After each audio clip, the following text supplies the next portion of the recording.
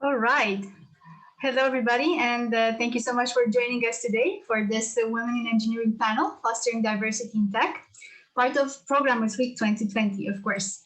I'm very happy to see that we already have a lot of attendees and such a big crowd because we want to make this session very engaging and as interactive as possible for you. Because the theme of today's Fostering Diversity in Tech, what if you drop us on the chat panel just one word that diversity makes you think of? And of course, if you have any questions during the entire session, don't shy away from posting them on the Q&A panel, and we will do our best to integrate them in the session.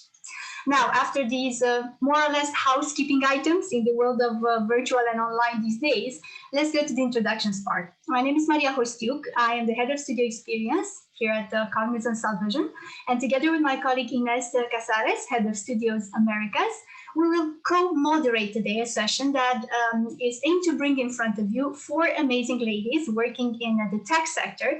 And just to keep us grounded and honest, we also have a very special guest star today, one man someone who I specifically know that is very passionate about diversity above all to debate hot topics in the terms of diversity in tech, to share experiences and insights with you, but also to give you that confidence and to dare to anything for that matter, including daring to code, as our motto says it.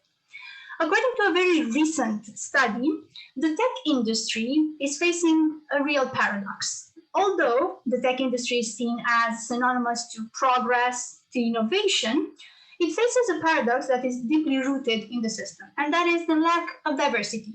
And everybody acknowledges that, we all know about it, we're talking about it, we allocate quite the big budget sometimes in order to fix it or to normalize it somehow. But the reality remains that right now in 2020, we're not actually very far than we were 2 or 3 years back. Sometimes there is even the case that companies talk about diversity because they don't know they know it's socially acceptable. And when it comes to actually taking those actions in order to change something structurally, they shy away from it because it's difficult. Now, why is that happening? And what can we do about it? Those who are working in tech, walking the talk actually and changing something, allow me to introduce you to the panelists today. So for today, we have with us Minerva Tantoko, New York City government's first ever CTO, Agustina Feingersh, CEO of Wallux, Anne-Marie Ferraro, Vice President System Quality at Alarm.com, Silvia Stegaro, President at Codet and Programmer at Cyber Threat Intelligence Lab by Bitdefender, and our special guest star today, Andres Angelani, CEO of Cognizant Vision. And in order to get this show on the road, I'm just going to pass it on to my colleague Ines to start the talks. Ines, you have the stage. Thank you, Maria. Thank you, all of our panelists for being here today, and also our great audience. We're looking at your messages and your encouragement, so that is always good. Thank you. So we're going to start this conversation today. We've got an hour to listen to these very inspirational women and men about this very interesting and urgent topic. So the first point we're going, and the point of the panel is we are correlating diversity with innovation, or diversity in general, and specifically women diversity, with the product and business performance. So we know it's better, we know we want more women in tech, right? And we know we want it because, first of all, it's the right thing to do from a human perspective, to have a welcoming environment for all people. We also need it, right? This world needs more people to choose a career in tech because we need someone to be creating and maintaining these digital products that are going to make our lives better for all humanity. So the tech industry needs more women. But even if we let alone the fact that it's the right thing to do and that we need more numbers, we need more people, we also think that diversity, and specifically having more women in tech, will drive more innovation. So the question that I would like to ask our panelists to start with is, do you agree with this statement? Do you agree with the fact that that diversity drives innovation? How and why does that happen? And what has been your experience? So Sylvia, you want to go first? Sure. So I'm a really big promoter of diversity and inclusion, no question there. And It's not just because from a human perspective, it's the right thing to do, like you mentioned. It's also because it's actually driving business and people aren't always aware of that. We tend to say buzzwords like, oh, we have to be innovative and startups are being innovative and so on. But where does innovation come from? And there are certain tools that you can actually use to innovate. One that comes to mind right now is doing brainstormings. But how can you brainstorm when all of the people in the room who are brainstorming think alike, have the same background, the same education, have the same age? They won't be able to produce good ideas. They will all agree with each other that some idea is the best for people like them, but it's not going to be the best business decision. And yeah, diversity, it's very hard because once you get more diverse people in the room, that's when things start to heat up. That's when people might not, I don't know, they might fight because they each love their idea, but that's good. That's not necessarily bad. What's bad is that usually our cultures don't teach us to work in teams. They teach us to be competitive. So that's why businesses should really allocate a facilitator or someone who could teach people to play along. But again, that's allocating resources. Not many companies do that. Not many companies actually consider that diversity and inclusion could be a game changer for them. So I guess that's my take on it today. Innovation, diversity equals innovation, really. Thank you, Sylvia. Minerva, what's your point of view here? Sorry, I completely agree. I think especially now in sort of my area, artificial intelligence, what particularly may happen is that we turn our bias into rules and algorithms and automate our bias. This is a huge potential issue. I've seen it in finance where I used to work, which is how do we do credit ratings, you know, but other automations like HR, jobs databases that might unintentionally remove certain profiles even from candidacy for a job. They're looking for certain keywords that would not be in a woman's resume, for example. And so, and also one of the things that it does is it matches successful hires and looks for more people like that, right? And so if you have more men, then it's going to pick more men, right? The machine will pick more men if it tries to match previous history. So that's a perfect example of how you really have to look at the disparate impact or potential unintended consequences of your rules. And for me personally, when I received my first CTO offer, it was 1997. I'd been in the business for about 10 years, 12 years at that point, but I was also pregnant.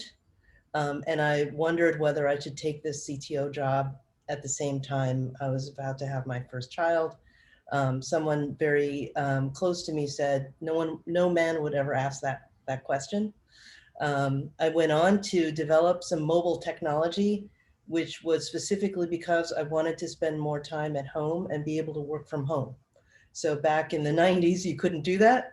And to me, being a mom actually made me a better technologist because I saw the need to be able to work outside the office and use mobile technology. And that was some of the innovations that came out of that need. So completely agree. You know, you have to prevent bias from being automated in this world.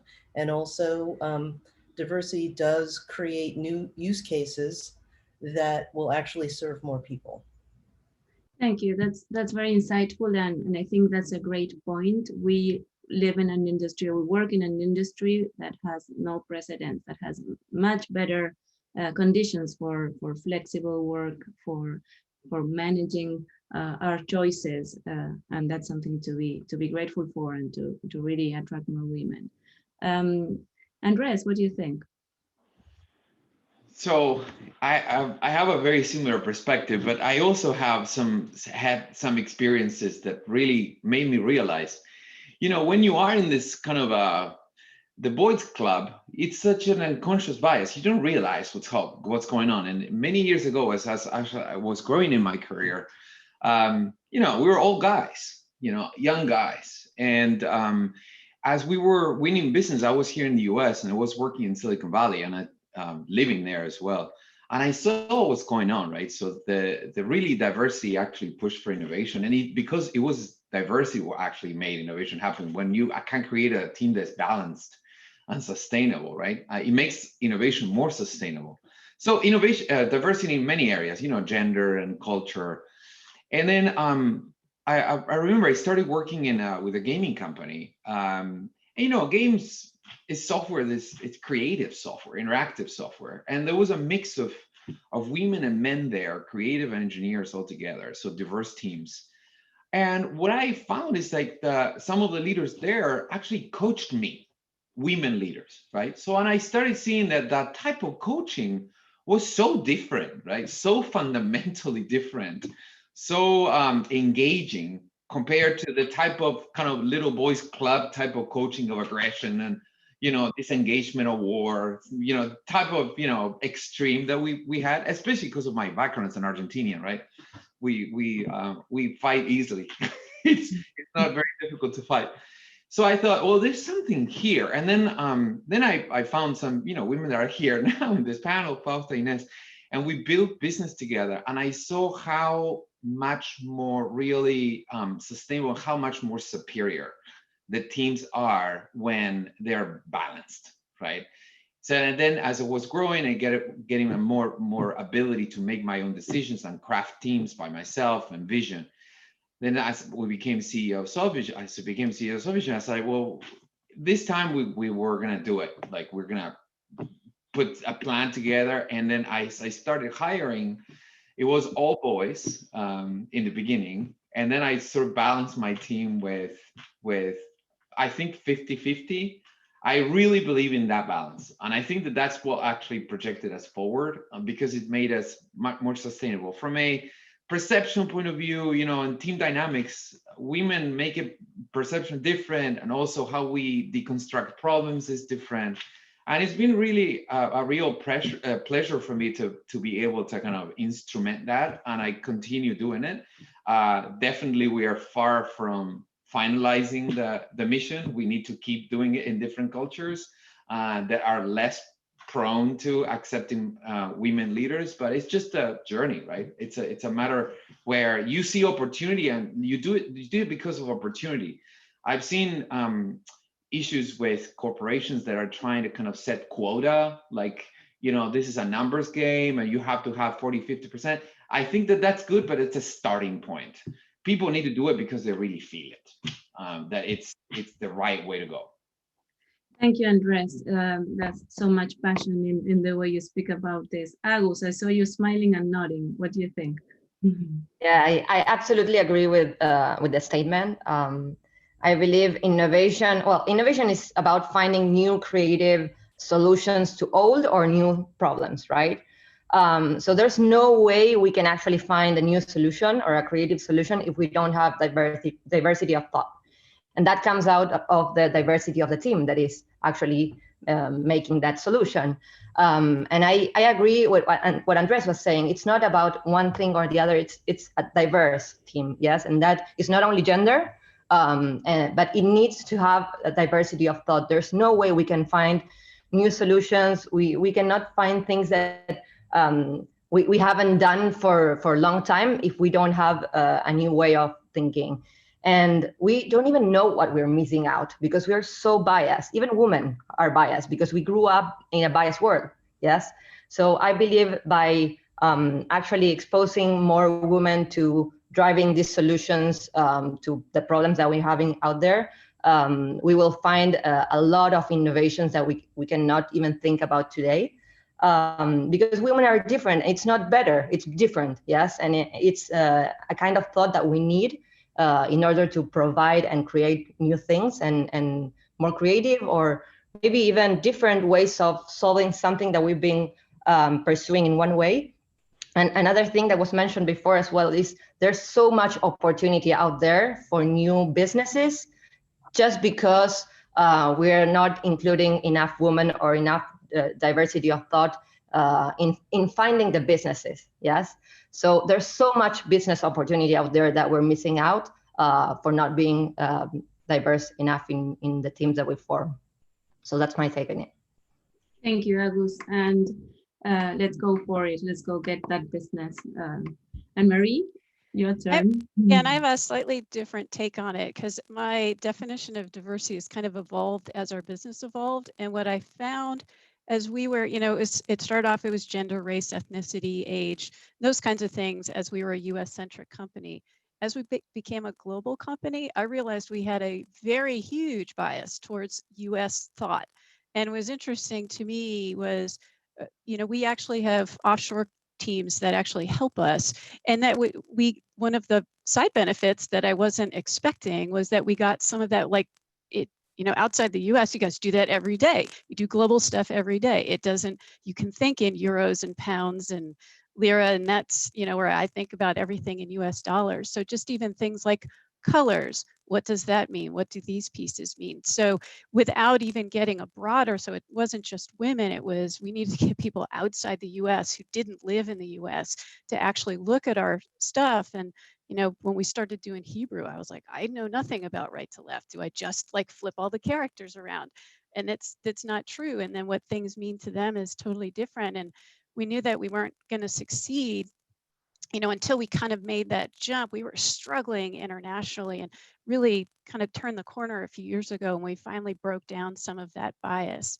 So like I said, it's a bigger bias than just women. It was also thinking globally when you're especially a US based company.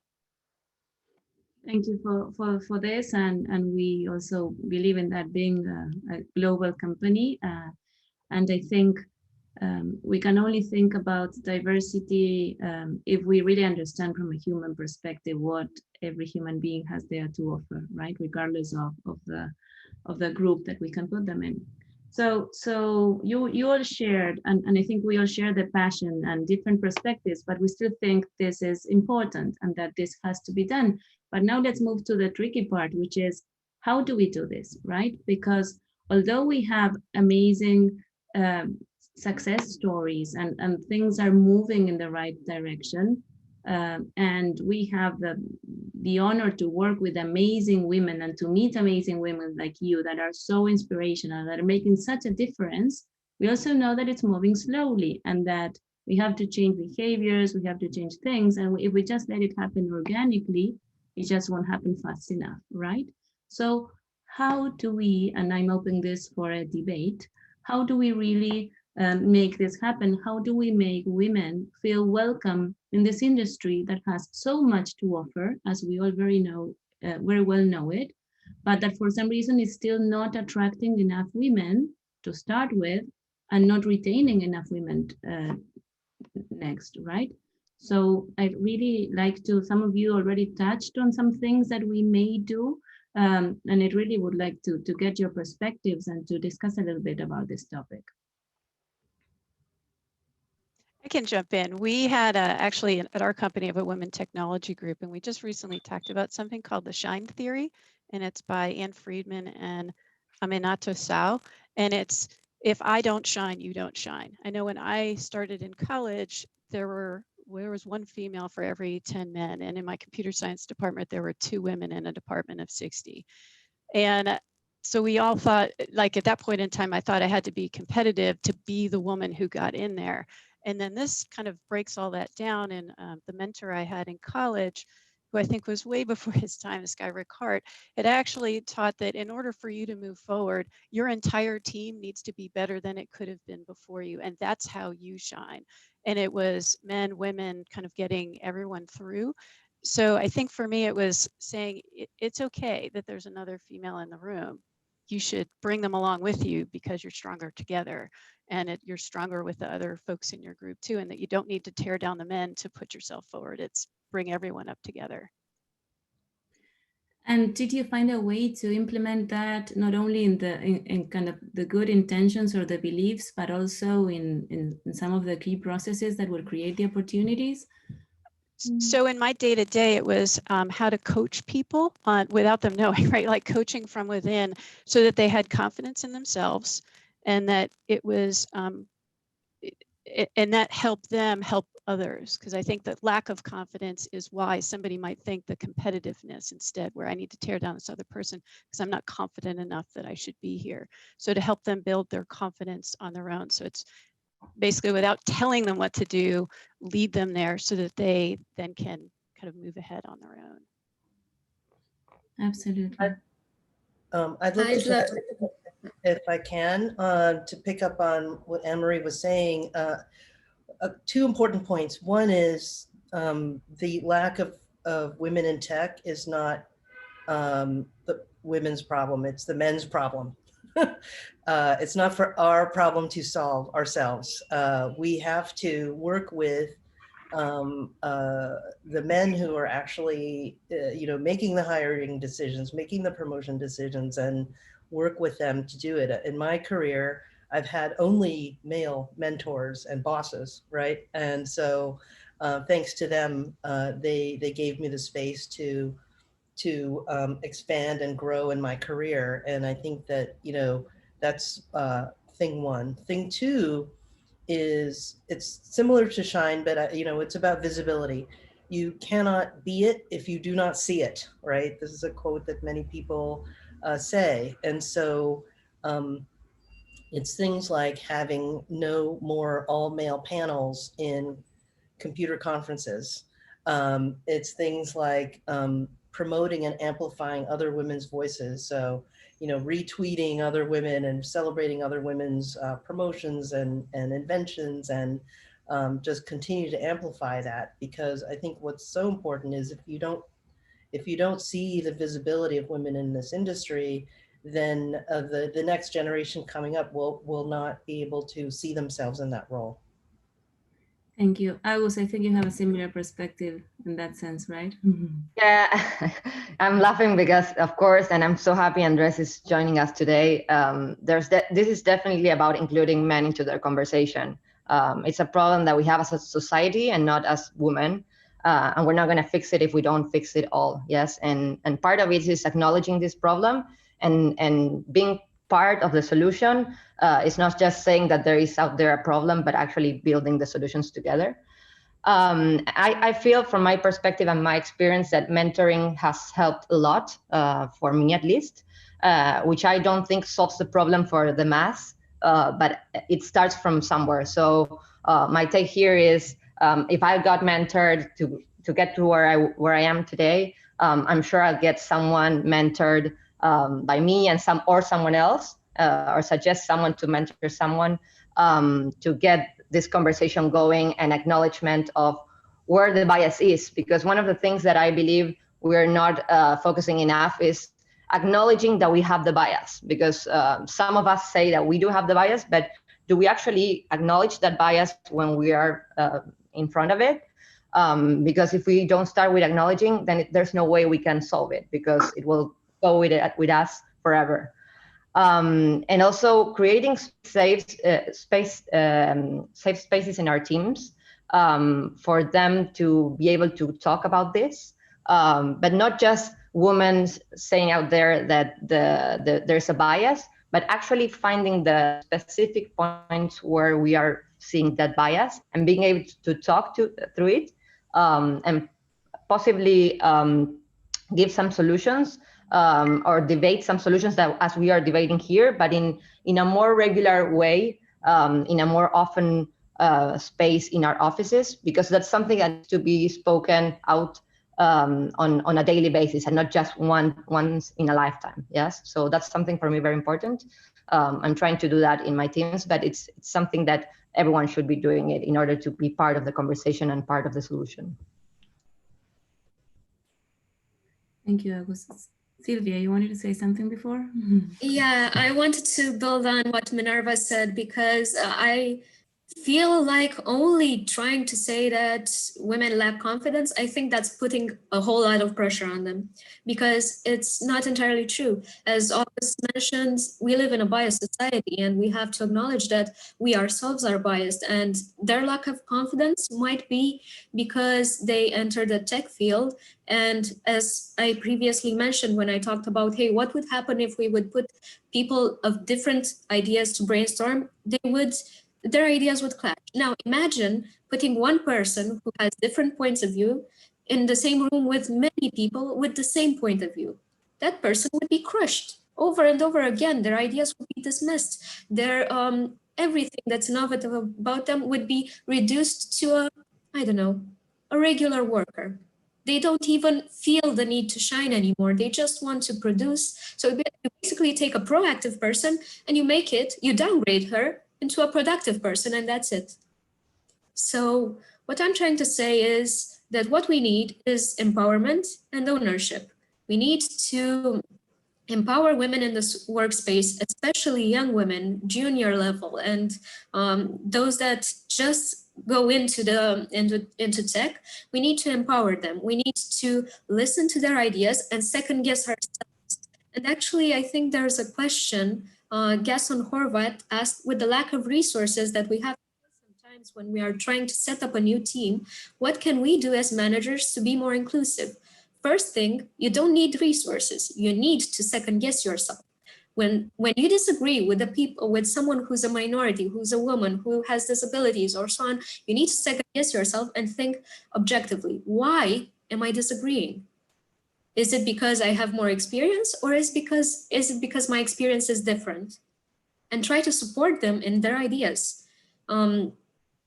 Ownership. When they have a project, you need to let them do the project as they see fit. Empower them. Don't second guess them, and try and mentor them and so on. So it's basically a mix between what August said, that we need a society to come together and provide these safe spaces, and what Anne-Marie said, that we also need women to have the confidence. This is how you build confidence.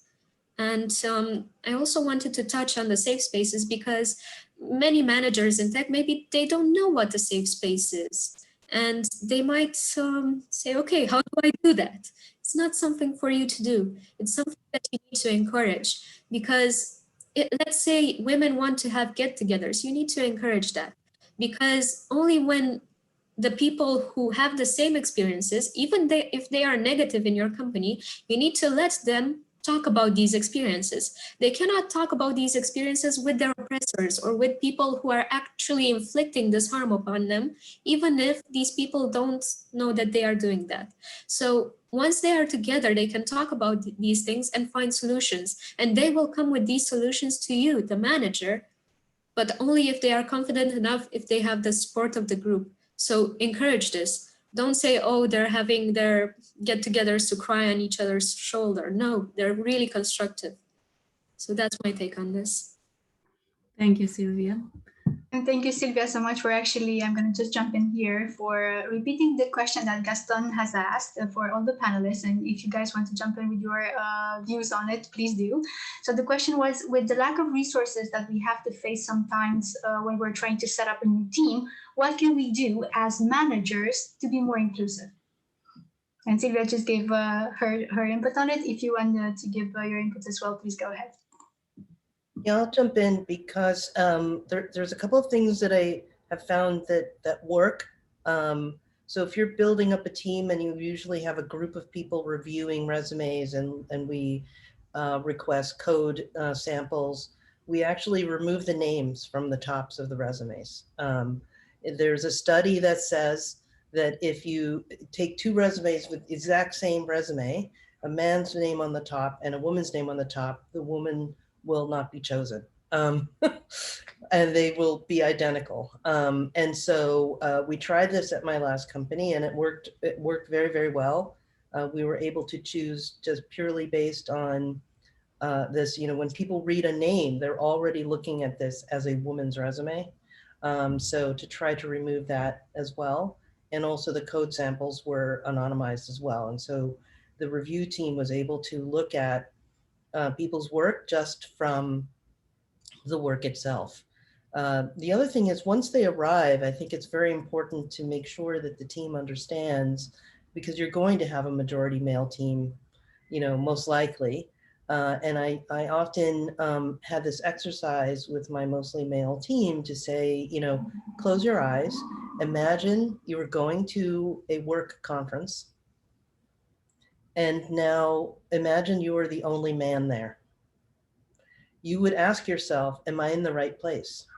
Is this the right conference? What am I doing at this conference where everyone else around me is female? And then I say, this is how your female colleagues might feel. And to think about that when we are welcoming and wanting to retain the new engineers. The third thing I would say is it really is, if at all possible, do not hire just one of a kind at a time, because they will certainly feel left out and leave. If you can create spheres of diversity in groups of 2 or 3, where they can actually already be pre-set up to support one another as in their difference. And Minerva, I'll ask you something else. What do we do when we don't have enough applicants, right? When there are not enough women applying for the jobs where we want to have more women? Is there something we can do positively about that? Yeah, I think it's really important when you're working with your recruiters, if you're using a recruiting agency, or even in the job description itself, there may already be biased language in the job listing. I remember like we need a code ninja. It's like, well, not really. That's not a technical term.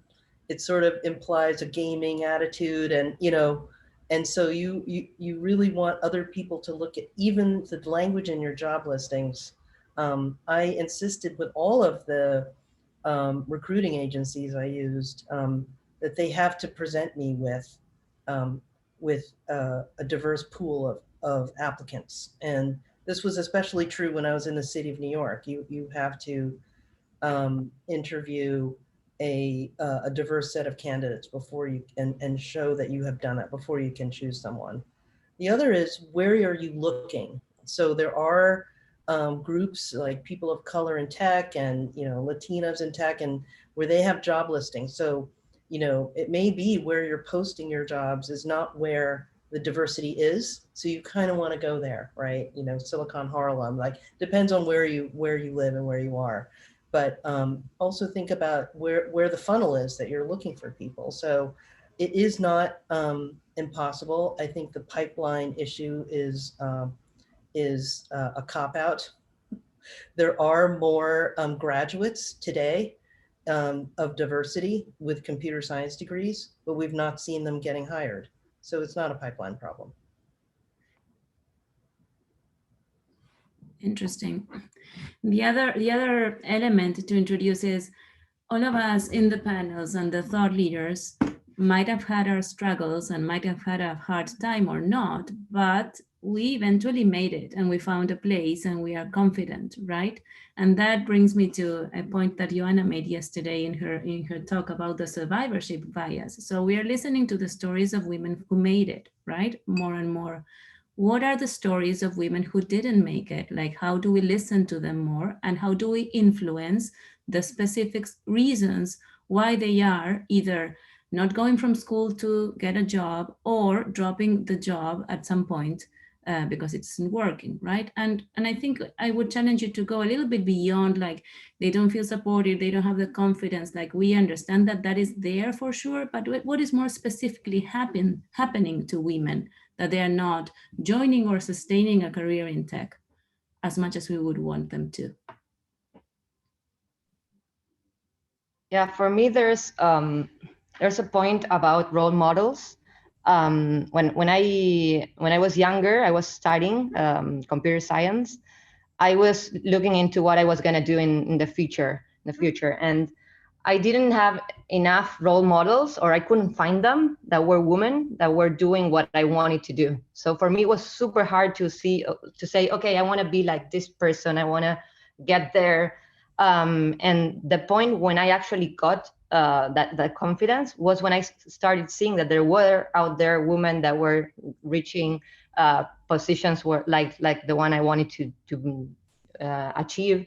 And also when I started seeing that women could actually get there. Yes. So for me, when Minerva was saying before about empowering women, but also giving visibility of where role models are getting there, it's a way to help women who are not maybe making it or not getting there or not inspired enough, or don't think they have the possibility, because they will find that role model. If they don't, it's more, there's the possibility that they drop out is higher. So we have to optimize that possibility, right? We don't have that many women studying computer science as we would like, but the ones that are actually doing that, we need to help them. Yes. So for me, one part is putting role models out there. And also, a woman is not going to work in a company where there are no other women in the positions they want to reach, because for them, there's no career path out there. So it's very important that if we do that, we expose and make sure that there's visibility for those women. Thank you. I agree with the lack of the role models. Is there any other reason why this is happening that you can identify or we can act on? I think for me, I was going to say some of that for me was like the life balance, where that's where I've seen some of the women that I've coached through and got into managerial positions. They're trying to do that life balance. So how to help them kind of also to make sure that they've got the right partnership for their family to make sure that that's all going to work. So in a lot of cases, the choice was, well, we're both full-time working. Either I have to leave my job or my husband has to leave my job. And that was what they thought was the only choice. So trying to coach folks, like I've had all three of my children while doing a startup at alarm.com. So the only company they know, and my oldest is 18, that's all they know. But my husband was incredibly supportive through the whole thing. So he was the stay-at-home dad. He was still working full-time, but at home. And we made that choice as a family instead of it by myself. So I think even as we were trying to pull folks in, we just wanted to make sure they didn't leave because they thought, well, that's the choice I have to make. I either have to have a career or I have to have a family. And it doesn't mean, doing the ridiculous hours at work just so that they can also have a family. So for me, it was trying to break their thought process about what that meant to be a career woman. And it didn't just have to be about career. I mean, whenever you said it was important to you, right? You got that first CTO and you're about to have a baby. I found out I was pregnant the day after I got my offer from alarm.com. And I went, oh no, they're going to hate me. I'm 9 months, I'm going to be pregnant. And then they were very flexible about, there were 3 of us in the company. And I actually brought my baby to work because I was like, well, it's either I take a 2-month maternity leave or the baby comes to work. And they're like, the baby can come to work. And I said, okay. She had a little swing and sat in the office.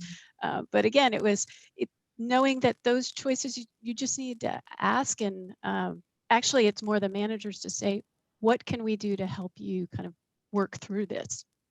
Because again, most of them didn't know what questions to ask. So trying to help them with, have you discussed this? And have, here's the things I went through. So I just wanted to share that because I think that there's also, you get them in, but also making sure that they see that there is longevity and they stay in tech as opposed to maybe switching careers outside of tech, because we still need them in tech. We do. Andres, you've been very quiet. Yeah, no, so I have to say, I really empathize with Anne-Marie. It's the culture that is inspired by the top, right? Because, there's these biases in the culture of a company. Some women think, if I leave or I leave on maternity leave, then I'm not going to have the same job when I get back. And that is built into the fabric. It, right? As you work in a company for a few months, you know what's going to happen. And that is, you can maybe resolve it when you're very high up in the organizational structure. But if you're like a middle manager or somebody just going up in the ranks, it's very difficult to deal with that situation. It's like, okay, so I can't have kids. So the culture really needs to start building at the very top, where the top makes the whole thing safe. It's like, okay, how do we do that? There have to be ambassadors, people that are passionate for diversity at the top. And that has to look good, or, if it's an all male board, an all male, executive committee, then Wall Street should look at that company, if it's a public company, and say, really, that's where the whole thing starts. I think that we're going in that direction. If we accelerate in that direction, then that we really marry the composition of those boards and those executive teams versus how the market perceives them, change will accelerate for sure, because it will start from the top and just go down. But it's at the end of the day, it's like, are we actually sponsoring women in leadership that will have kids, will continue, that's the gender that has the kids, so we got to support it? Or yeah, but not really. So I think we have to get there to recognition. I think that the very first step is that the boards and the executive teams are much more balanced in the eyes of the public, right? And they will trickle down. I think we're going in that direction, but we gotta go faster. Yes, we have to positively influence. Thank you, Anne-Marie and Andres, for that. I think also the type of examples that we want to set for our kids, like things have changed a lot. When I grew up, my mother didn't work, and I thought that was the role model. Then I became a working mom, and I realized that I was giving my kids the best possible example by showing them that I was helping build this world that we're living, right? And that's what I confidently do. But I can see that, again, back to the survivorship bias that I was talking about before, it's not the same for every woman. It's not every woman feels empowered and ready to bring, to be at work like with their full complexity, right? And needs and opportunities. Let's talk a little bit about something that I know Minerva is very passionate about, and a few of you also. We hear a lot of talk about this imposter syndrome, this systematic doubt about, apparently women systematically doubt about their own accomplishments. And this is explained and talked about over and over, this internal fear of being exposed as a fraud, or I don't really deserve to be here. So what do you all think about this? Minerva, I think you have very strong feelings about it. Yeah, well, I speak a lot, at many conferences, and almost every time I get asked, how do you handle imposter syndrome? And the answer is, I don't have it, okay? It's other people who would impose that I'm potentially an imposter. And in fact, in much of my career, I've known that I am capable, I have the skills, and it's everybody else telling me that I have to prove it. And so, I would really love to just get rid of this concept of imposter syndrome, because it is a symptom of the bias system and not a problem women should even be having. So there. But one of the things I would say is I feel like anytime I switch jobs, I always feel like an imposter, because I wouldn't have because I'm stretching myself, and it has nothing to do with whether I think I have all the experiences to get there. Someone has thought I could do it. But again, it's part of the growth process for me, where I always go, ooh, did I make the right decision? Maybe I should go study some more. And like I said, to me, it's more me and others kind of pushing along, say, I'm going to stretch the envelope, which means I should feel uncomfortable for me to kind of break through and then get to the next level of my career growth or my intellectual growth or my knowledge growth. And knowing when I'd say, hey, I need help, and I'm going to go back and study some of this stuff. Like way back in the day when we had 3 people, there was nobody that knew networking. I had to go learn networking. Nobody knew how to do supply chain. I had to go learn to do that. So I definitely felt like an imposter because I didn't know anything about it. But there was, I said, hey, I'll go and help. So again, it's not quite what the term was being used for, but I'm converting that to something as get outside your comfort zone, because the reason I kind of grew as I said, hey, we need somebody to do that. I'll go do that. I'll go figure it out. And then I'll go train somebody else to do it. So I'll go do the next thing that nobody knows how to do, and I'll go figure that out, and I'll go train somebody else. So. I just think it's really important to say that no problem challenging yourself, no problem stretching your knowledge, but that's what men would say. No one would call a man an imposter who is stretching their knowledge. This is, the language itself is judgmental, that you're potentially faking. The word imposter means fake, not challenge. And so that's what I'm bringing up. Yeah, Yes, but the imposter syndrome is referring to your internal feelings about yourself. And I get the feeling that we're dealing with survival bias, like Ines said, because maybe you just never experienced it. But for instance, in the cadet community, we have a lot of people who have imposter syndrome, and boys can have it too. So it's not just for girls. And I actually helped a lot of people because they acknowledged that they had this imposter syndrome, and it's not something, it might be something that has been inflicted upon them, because as I said, when your original ideas are constantly being beaten down, yeah, at some point you are starting to second guess yourself, and it becomes a habit. And not just a habit, it's like a conscience, it's something that's keeping you back. So it does exist, and there are ways that you can deal with that. But if we take the term away, I feel like we are just going to regress. We are just going to say, hey, maybe there's something wrong with you. And being that vague is really harmful. Once you identify that it's something that you perceive, but it's not true, then it's really, really easier to surpass it. And I've been struggling with imposter syndrome for years, since I remember learning about it in third year and thinking, oh my God, this is what has been keeping me down.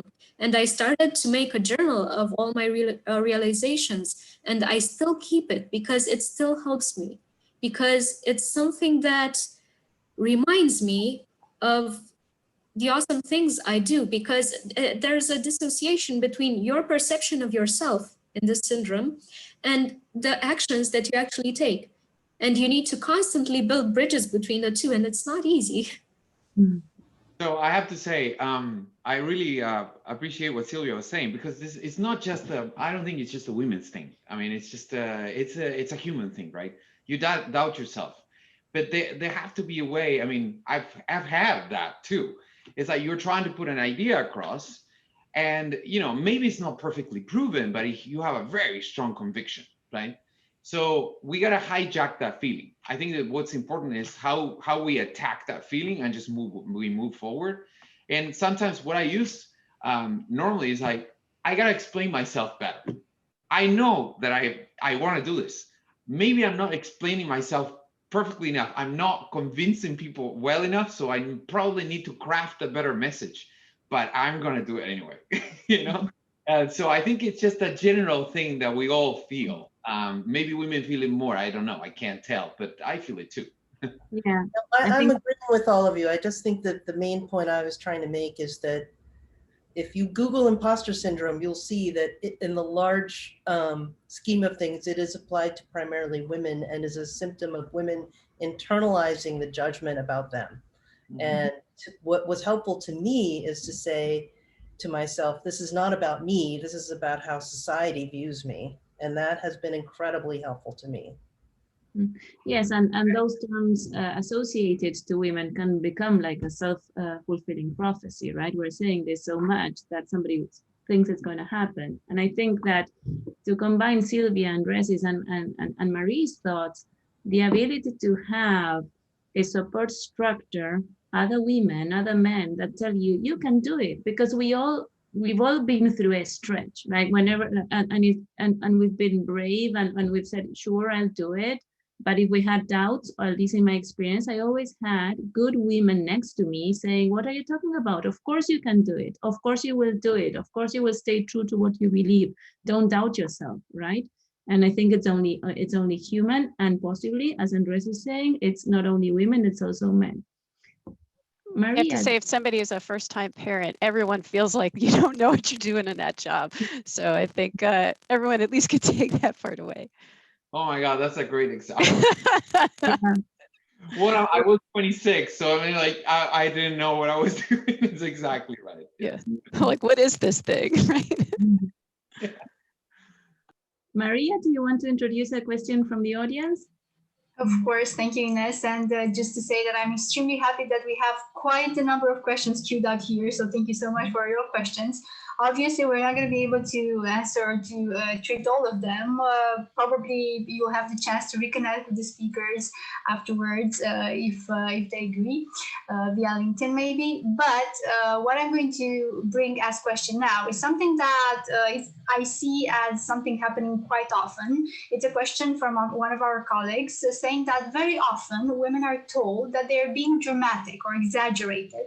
And it's looked as a small joke, that everybody agrees with, or we already know that a thing that it said. So how can we as women stop doubting or asking ourselves if we are really being dramatic, right? When we're trying to make a point or to explain something.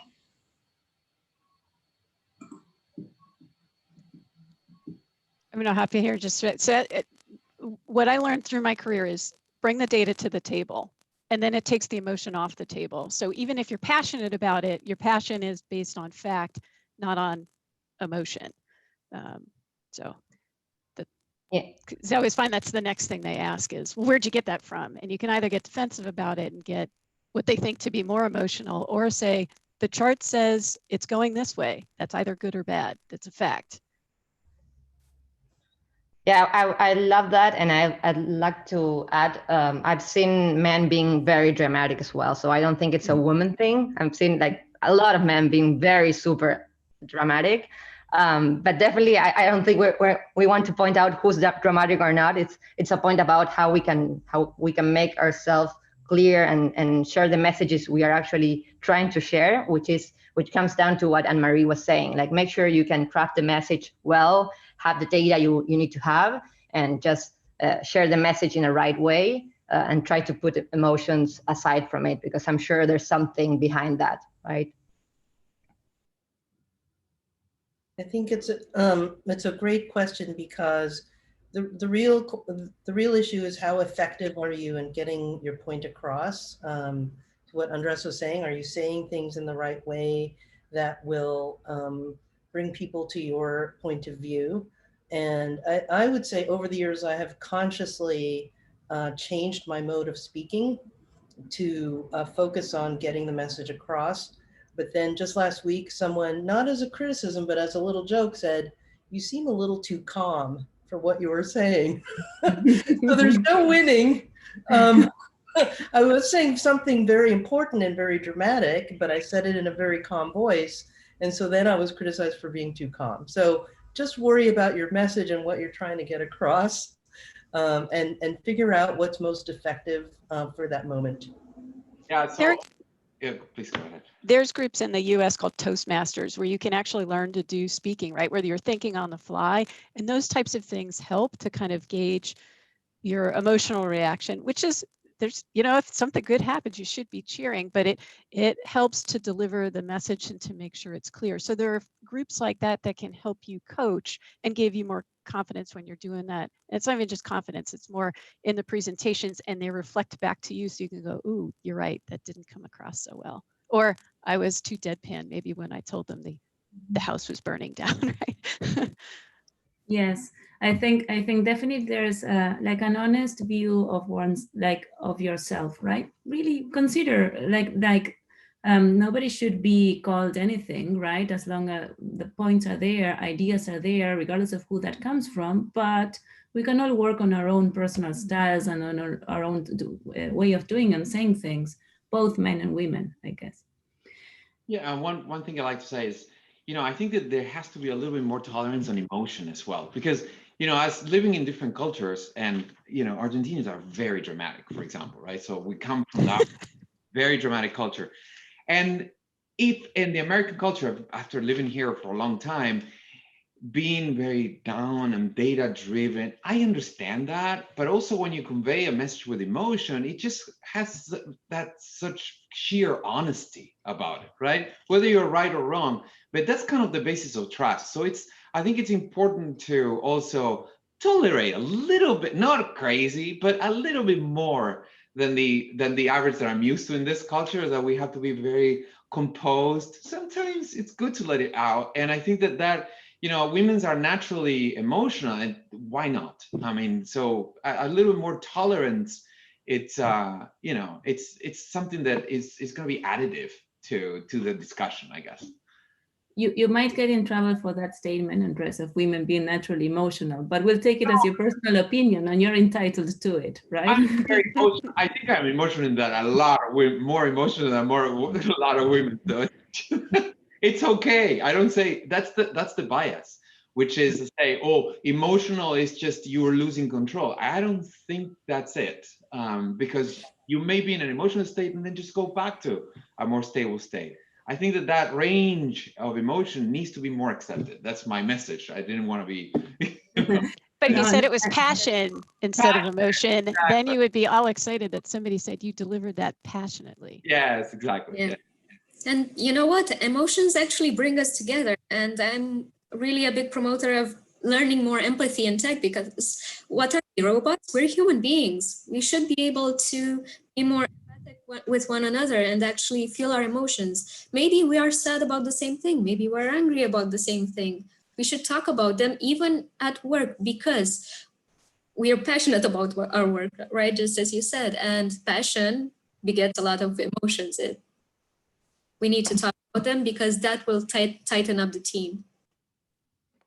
Thank you, Sylvia, and everybody for this great conversation. I would actually stay for another hour talking to you, but we're running out of time. So just to close this panel today, I will give you each a minute to deliver a message. Like, what would you say to your younger self, or actually to a young woman starting their careers, and just as a closing remark? I'll start because in the beginning, I was supposed to be a doctor, and I found a new career in computing, and I ended up writing 4 patents and, creating 3 new companies out of the blue. And what I would say to my younger self is, just because no one has done it before doesn't mean not to do it. It actually means that you're going to be the first to do it. Thank you.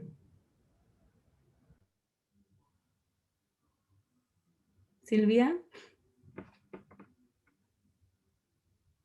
Yeah, actually, Minerva took my statement away. This is exactly what I wanted to say, because I really like this quote by Amelia Earhart. She said, "Never interrupt someone doing something that you said would be impossible." So I really resonate with this, because there are a lot of people trying to tell us, hey, you shouldn't be working on this because it's futile, the naysayers, And I don't know, maybe they haven't done volunteer work a day in their life. Or maybe they haven't coded in C# and they're, I don't know, coding in Python, and they're giving you advice about something that they have absolutely no idea on. So just ignore them. It's a really good barrier. Do your thing. Thank you, Sylvia. Andres, what would you say to yourself? I think that the companies that have this diversity built in their culture are going to be the winning ones. So you'll have a right to choose. You'll see that, push on, because then you will be part of the bigger, so analyze the culture. Try to understand where you're getting yourself into when you're joining companies, because you're going to be looked after. That the women talent, the leadership is going to be raised, and this is just, I think we're just witnessing something very historic. It's just the beginning, but you will have the chance to really pick where you work. It's going to be the complete opposite in a few years. Thank you. Very positive about it. I deeply believe. Yeah. Anne-Marie?